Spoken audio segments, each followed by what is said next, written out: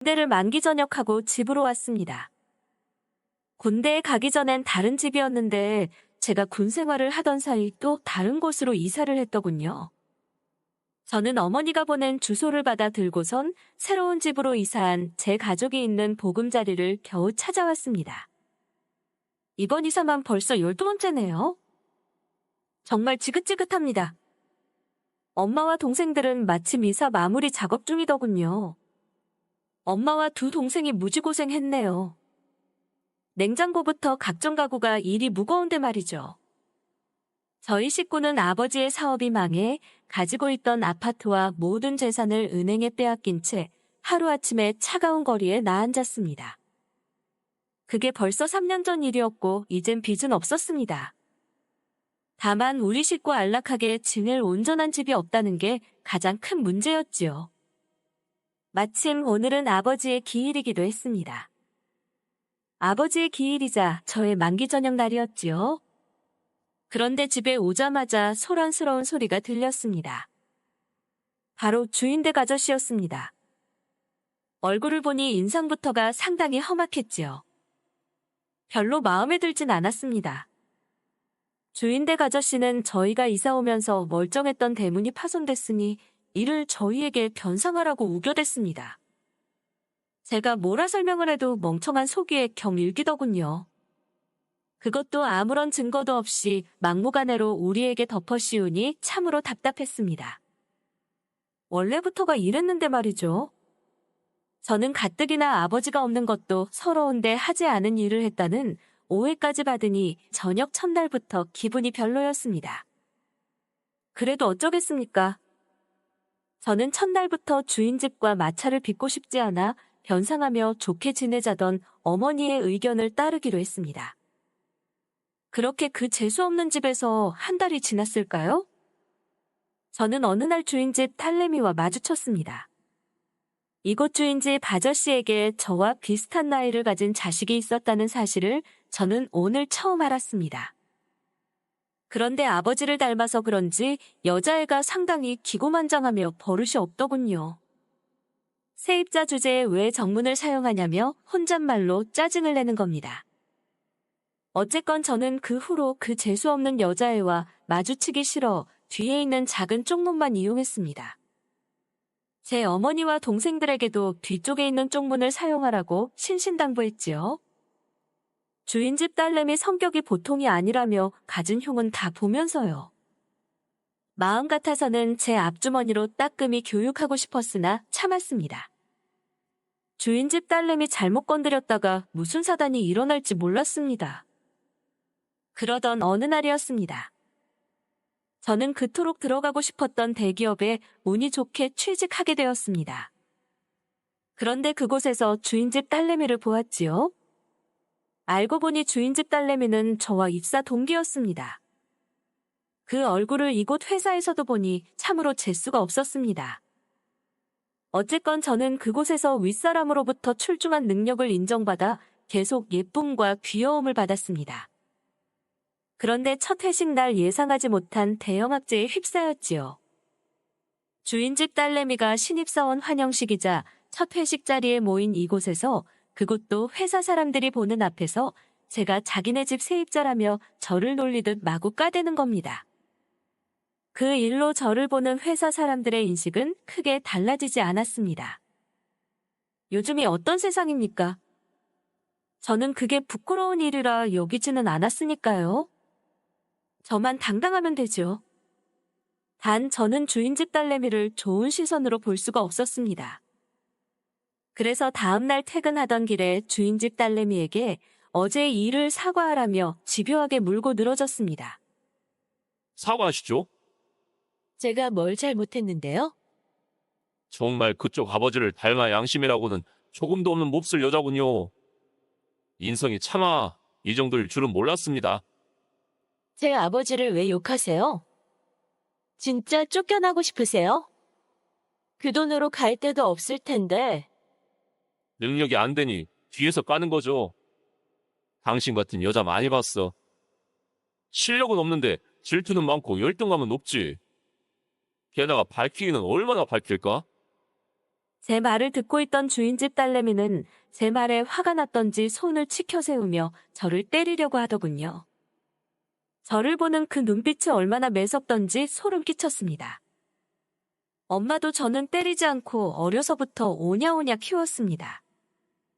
그런데 집 하나 있다는 이유로 손을 치켜 세우며 저를 때리려고 하니 저는 주인집 딸내미 손목을 붙잡고선 그저 거만하게 웃었지요. 그러자 주인집 딸내미가 이거 놓으라며 화를 내더니 급기야 제 얼굴에 침까지 뱉는 겁니다.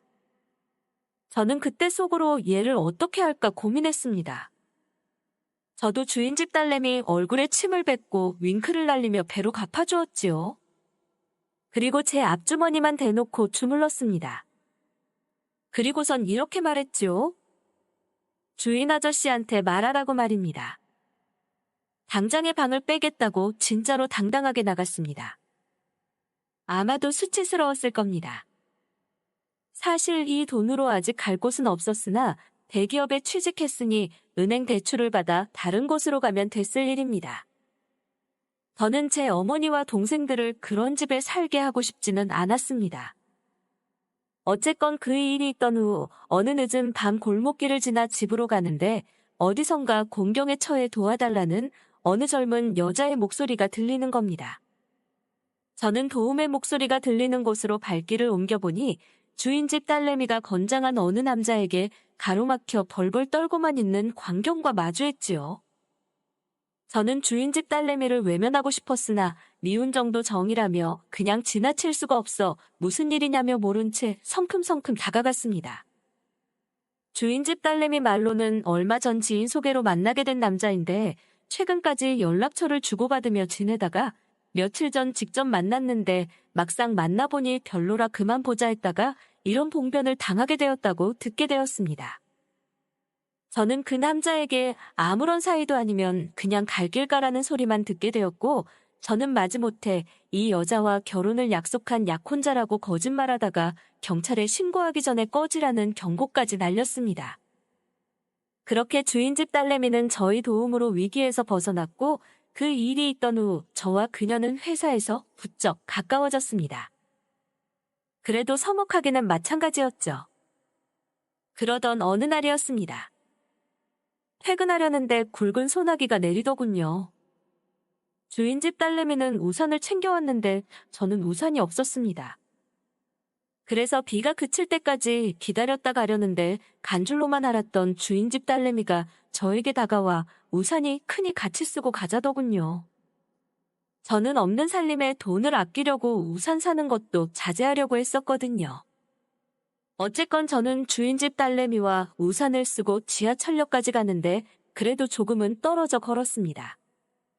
그런데 자꾸만 한쪽이 비에 맞더군요. 주인집 딸내미도 한쪽이 젖기는 마찬가지였습니다. 그렇게 우리는 지하철역까지 간신히 왔습니다.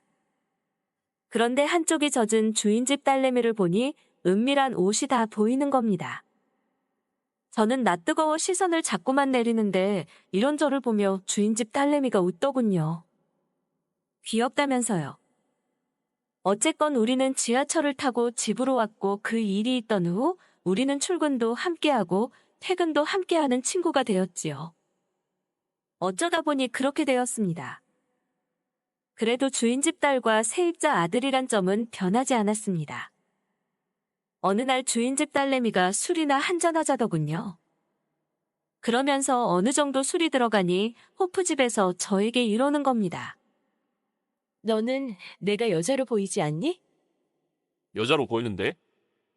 그런데 왜? 그러면 왜 덮치지를 않아? 쫓겨날 일이냐? 주인집 아저씨한테 우리 엄마만 욕먹지. 너 되게 비겁하다. 겨우 그런 일로? 그러는 넌 나 만날 수 있어? 너 나 처음부터 싫어했잖아. 아니야. 사실은 좋아했어. 좋아해서 그랬던 거야. 진짜야? 바보. 사실 너 같은 남자는 처음이야. 뭣도 없는데 당당하고 자신감 있는 남자 말이야. 그러면서 주인집 딸내미가 야릇한 시선을 보내네요. 저는 순간 고민했습니다. 저희 엄마가 주인집 딸내미를 되게 싫어했거든요. 그래도 엄마를 설득하면 될 일이니 어쨌건 주인집 딸내미를 다짜고짜 숙박업소로 데려갔습니다. 주인집 딸내미를 데리고 숙박업소에 도착한 저는 부드럽게 입을 맞춘 후 껍데기를 하나씩 제거했지요. 주인집 딸내미의 거친 숨소리가 제 귀에 선명하게 들려왔습니다. 그 후로 저는 그녀의 알맹이를 이리저리 요리해가며 뜨겁게 달구었고 주인집 딸내미의 대문을 단단한 열쇠로 열었습니다. 그날의 역사 이후 우리는 어른들 모르는 만남을 계속 이어갔고 급기야 서로가 좋아 결혼까지 약속하게 되었지요. 그리고 우리 둘의 관계를 주인집에 까발리던 날 저는 주인집 아저씨에게 이렇게 말했습니다. 그때 이 집으로 이사 왔을 때 대문 망가뜨렸던 거 저희 아닙니다. 오래전 일이지만 그래도 사과는 하시죠? 주인집 아저씨는 어처구니 없다는 얼굴로 저와 저희 어머니만 보았으나 사과하라는 자기 딸의 성화에 마지못해 정중히 사과하시더군요. 그 후로 저희는 다른 곳으로 이사했고 저는 주인집 딸내미와 결혼해 봉천동에 있는 어느 빌라에서 행복한 신혼을 보내고 있습니다.